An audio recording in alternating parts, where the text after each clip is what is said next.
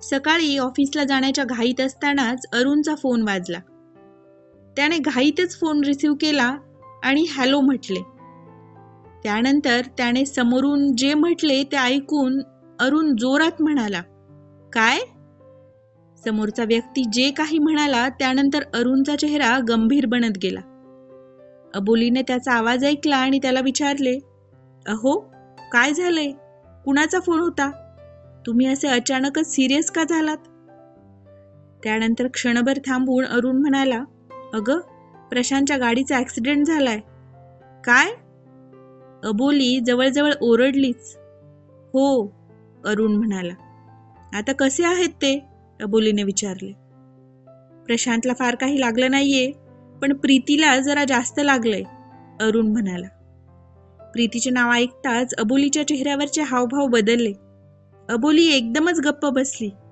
ते पाहून अरुण म्हणाला, चल आपल्याला जायला हवं. तुम्ही जा आणि मला फोनवर तिची तब्येत कशी आहे ते कळवा, अबोली म्हणाली. अगं, अशी काय बोलतेस तू? तू सध्या तिच्या जवळ असायला हवंस. ती तुझी बहीण आहे, अरुण म्हणाला. पण सख्खी नाही, अबोली कोरडेपणाने म्हणाली. या गोष्टींची वेळ आहे काही. तू चल आत्ताच माझ्यासोबत. अहो, पण तिने जे केलंय त्यानंतर सुद्धा तुम्हाला वाटतंय का मी तिच्याजवळ जायला हवं म्हणून?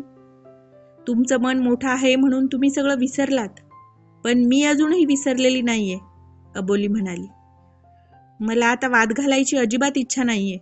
तू चल आत्ताच माझ्यासोबत, अरुण म्हणाला. त्यानंतर मात्र अबोली काहीही न बोलता त्याच्यासोबत निघाली. पण डोक्यात मात्र विचारांनी थैमान घातले होते. तिला भूतकाळात घडून गेलेल्या गोष्टी स्पष्टपणे आठवत होत्या. अबोली आणि प्रीती दोघी सख्ख्या चुलत बहिणी होत्या. पण दोघी बहिणी कमी आणि मैत्रिणीच जास्त वाटायच्या, कारण दोघीही लहानपणीपासूनच सोबत शिकल्या होत्या. दोघींची घट्ट मैत्री होती. अगदी एकमेकीं वाचून पान सुद्धा हलायचं नाही. ग्रॅज्युएशन झालं आणि दोघींच्या घरी दोघींच्या लग्नाची बोलणी व्हायला लागली. आणि पाहता पाहता अबोलीचे लग्न अरुणशी ठरले. चांगल्या नोकरीवर असणारा अरुण दिसायलाही खूप छान होता. शिवाय आईवडिलांचा एकुलता एक आणि याच शहरात वास्तव्याला होता. अबोलीच्या आईवडिलांना हे स्थळ अगदी संपर्क वाटलं. दोघी बहिणींना आपण आता दुरावणार याचे वाईट वाटत होते. पण निदान एकाच शहरात असल्याने कधीही जाऊन भेट होणार याचा आनंद होताच. अबोली आणि अरुणचे लग्न झाले आणि दोघांचाही सुखाचा संसार सुरू झाला. अरुणच्या घरी फक्त त्याची आई आणि अरुण एवढे दोघेच होते.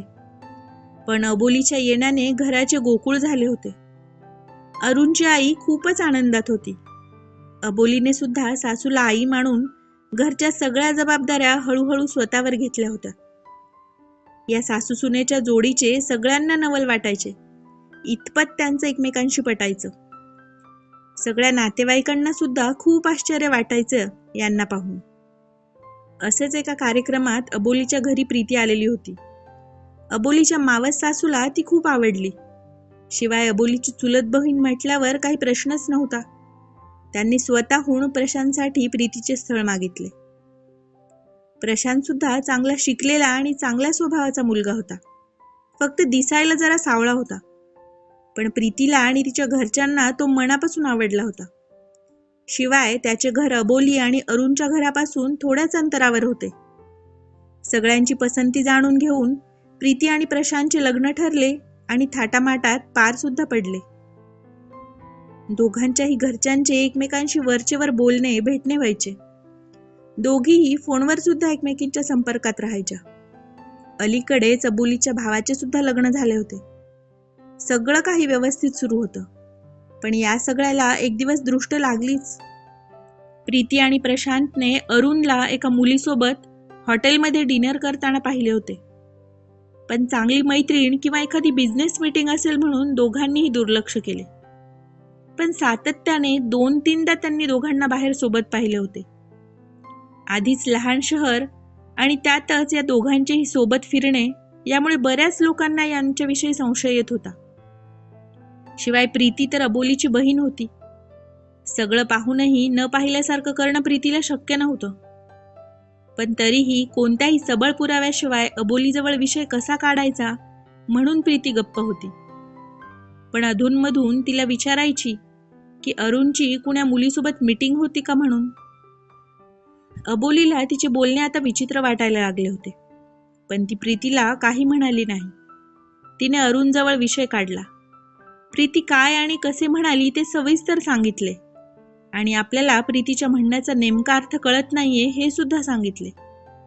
अबोलीला मात्र काही कळले नसले तरीही अरुणला मात्र सगळे व्यवस्थित कळले होते प्रीतीला नेमकं काय म्हणायचे आहे ते. तो अबोलीला म्हणाला, अबोली, एक सांगू का? सांग ना, अबोली म्हणाली. मला वाटतं तुझी बहीण प्रीती आपल्या दोघांमध्ये भांडण लावायच्या विचारात आहे, अरुण म्हणाला. अहो, असे काय म्हणताय? अबोलीने आश्चर्याने विचारले.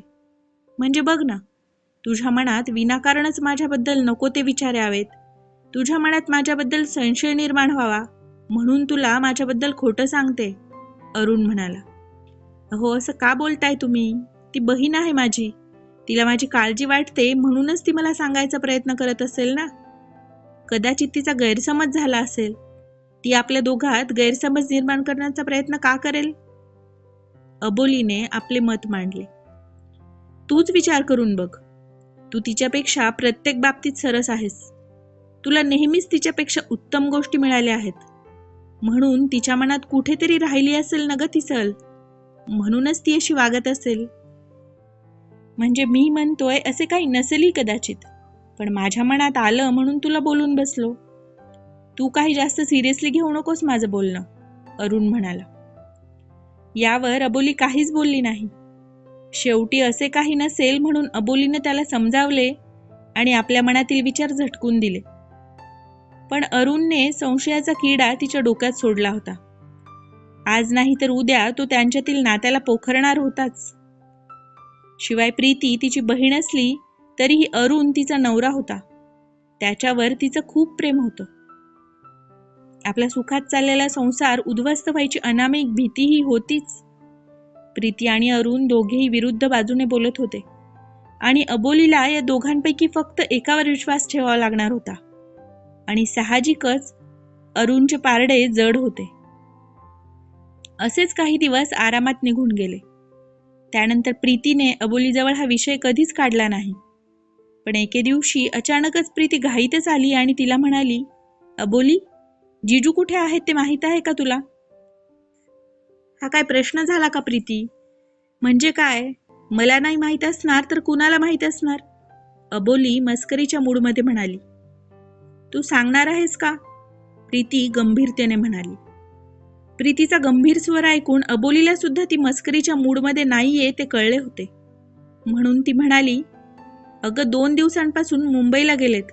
तिथे त्यांचं काहीतरी महत्वाची कॉन्फरन्स आहे असे म्हणत होते, अबोली म्हणाली. पण मी त्यांना शहराबाहेरच्या एका फार्म हाऊस कम रेस्टॉरंटमध्ये पाहिलंय. आमच्या किट्टीच्या ग्रुपचा तिथे गेट टुगेदर होतं म्हणून आम्ही तिथे गेलो होतो. तेव्हा मी तिथे जीजूंना पाहिलं. काहीतरीच काय, माझं अर्ध्या तासाआधी बोलणं झालंय त्यांच्याशी. ते मुंबईलाच आहेत. तू कुणातरी दुसऱ्या माणसाला पाहिले असशील, अबोली बेफिक्रीने म्हणाली. पुढे काय घडले ते ऐकण्यासाठी भाग 2 ऐकायला विसरू नका. आणि अशाच नवनवीन कथा ऐकण्यासाठी आमच्या मितवा चॅनलला सबस्क्राईब करायला विसरू नका. धन्यवाद.